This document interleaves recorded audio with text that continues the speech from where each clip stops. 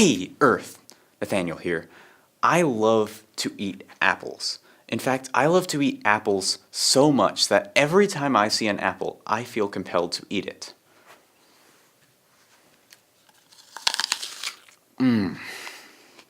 Tastes delicious.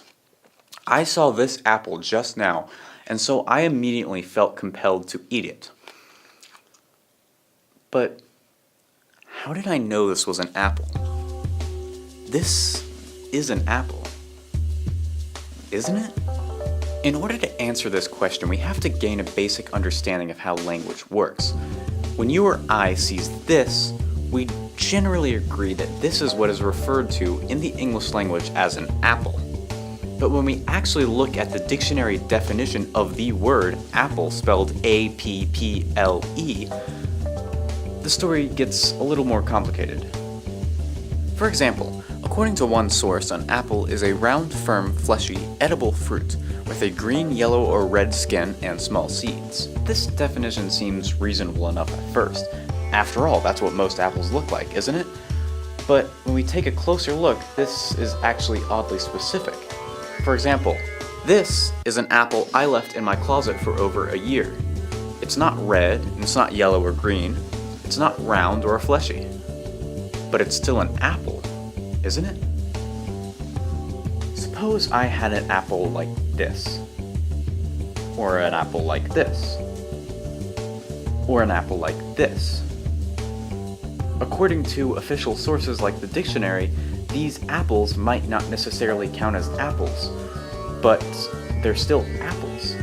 Funnily enough, the dictionary definition of apple not only excludes apples like this one, but also includes apples like this one. This is a picture of what apples used to look like when the fruit originated in Kazakhstan in ancient times, yet it doesn't match our picture of what an apple should look like.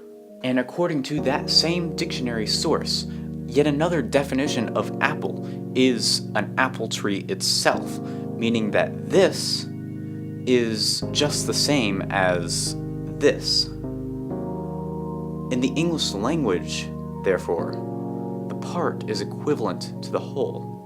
Well, okay, great, you might say. So maybe different apples match different definitions of the word apple, but what does this tell us about language and how we perceive the world?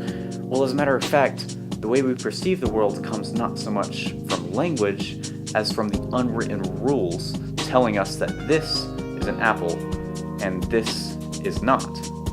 It's the reason we don't have to grab a dictionary every time we see a square apple, because we know it's an apple even if the definition of apple contradicts that statement. And the same goes for every aspect of our lives.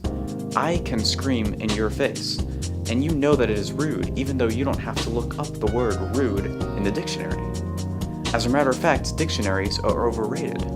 Have you ever looked up a word in the dictionary and found just another confusing word that you didn't know the definition of in the word that you were looking up the definition for? Yeah, me too. That's because the people who write dictionaries don't care about how we perceive the world. They only care about spelling. So, maybe we should all be just a little more careful next time we call something an apple. Because you never know when an apple might not actually be an apple.